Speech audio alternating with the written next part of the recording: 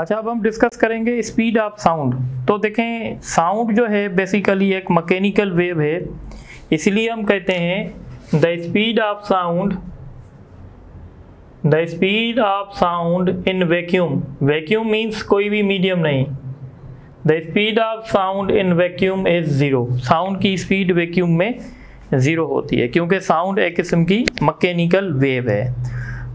पर जैसे आप जानते हैं कि साउंड एक किस्म की लॉन्गिट्यूडनल वेव है, तो लॉन्गिट्यूडनल वेव की जो स्पीड होती है ना, वो मीडियम की इनर्शियल प्रॉपर्टी और इलास्टिक प्रॉपर्टी पे डिपेंड करती है। सो मैं लिखूंगा the speed of sound in any medium, the speed of sound in any medium depends upon its elasticity या elastic property and inertial property. Inertial property means आप कह सकते हैं कि जो स्पीड होगी वो डिपेंड करेगी square root of inertial property. Inertial property की वजह से मैं लिखूंगा बल्क मॉडुलस, और इनर्शियल प्रॉपर्टी की वजह से मैं लिखूंगा डेंसिटी। यानी किसी भी मीडियम में अगर आप साउंड की स्पीड फाइंड करना चाहते हैं तो उसके लिए उस मीडियम का आपको बल्क मॉडुलस का भी पता होना चाहिए और डेंसिटी का भी पता होना चाहिए। अब मैं अगर आपसे क्वेश्चन करूं कि साउंड की स्पीड सबसे ज़्यादा किस में होगी, तो सबसे ज़्यादा उसमें होगी जिसका बल्क मॉडुलस ज़्यादा होगा, और आपको पता है कि सबसे ज़्यादा बल्क मॉडुलस सॉलिड के पास होता है। तो इसलिए हम कहेंगे the speed of sound in solids is high as compare to liquid and gas, because solids have higher values of bulk modulus, क्योंकि सॉलिड के पास बल्क मॉडुलस के वैल्यूज़ ज़्यादा हैं। और सॉलिड के पास बल्क मॉडुलस के वैल्यू ज़्यादा क्यों हैं, ये मैंने स्टार्टिंग में बताया था, क्योंकि सॉलिड इनकम्प्रेसिबल है। जो चीज़ इनकम्प्रेसिबल होगी उसके पास बल्क मॉडुलस का वैल्यू ज़्यादा होगा।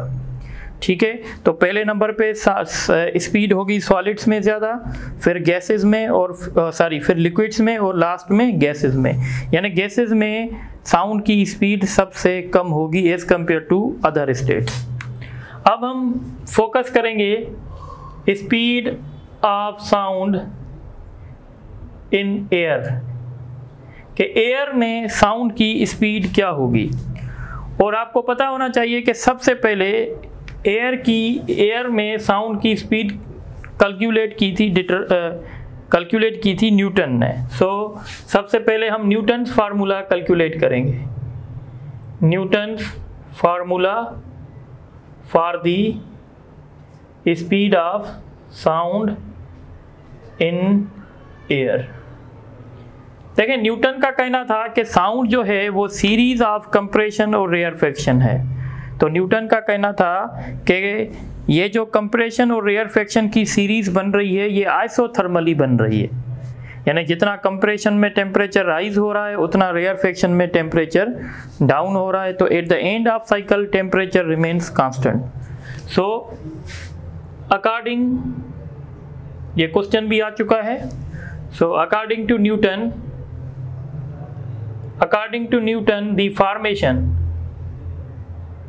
the formation of compression and rarefaction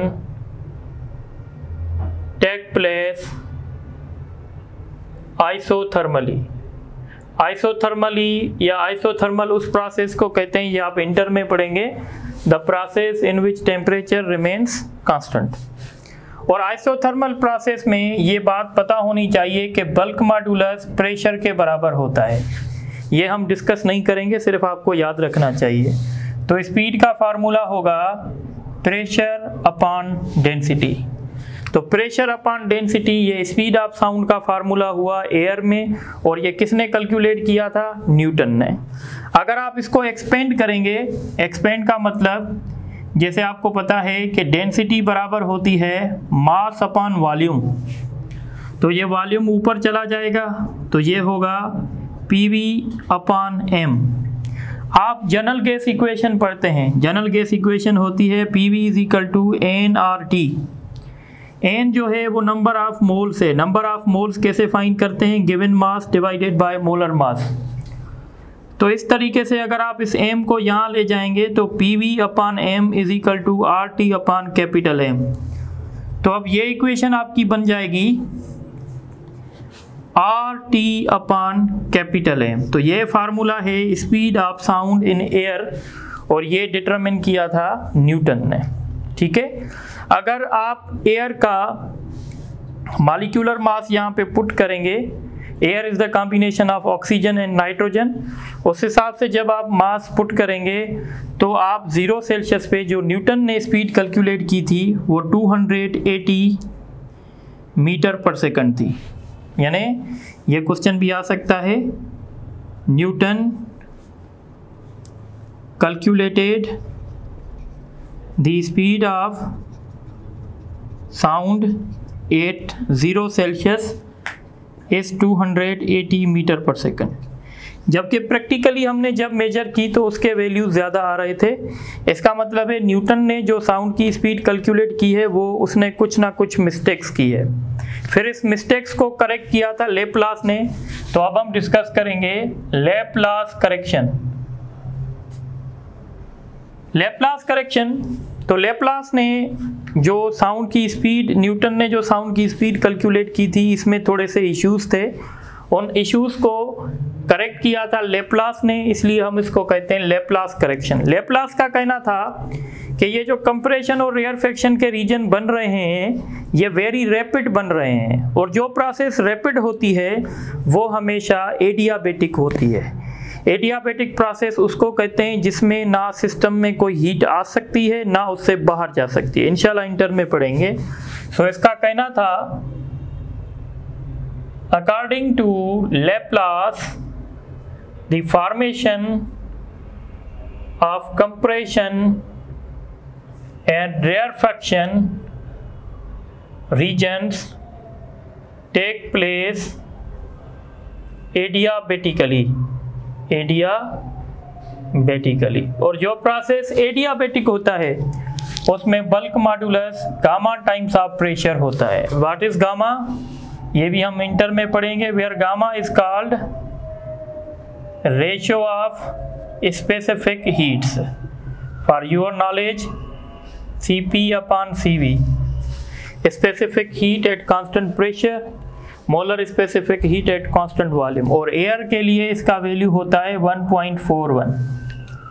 तो अब आप जब फार्मूले में पुट करेंगे तो आपका फार्मूला बन जाएगा, पहले हम यहाँ पे प्रेशर रख रहे थे, अब हम रखेंगे gamma times of pressure divided by density, या अगर हम ये वैल्यूज रखेंगे तो इस हिसाब से बन जाएगा gamma times RT upon M। और जब लेप्लास ने कैलकुलेट की थी तो 332 मीटर पर सेकंड आ रही थी एट 0 सेल्सियस। तो अब आप मुझे बताएं, आपसे अगर कोई पूछेगा कि साउंड की स्पीड 0 सेल्सियस पे कितनी है, तो आप लेप्लास वाली बताएंगे या न्यूटन वाली बताएंगे? तो आप लेप्लास वाली बताएंगे क्योंकि लेप्लास ने करेक्शन की है। तो साउंड की स्पीड 0 सेल्सियस पे 332 मीटर पर सेकंड है, और ये इस स्पीड कैलकुलेट करने का फार्मूला है। ठीक है।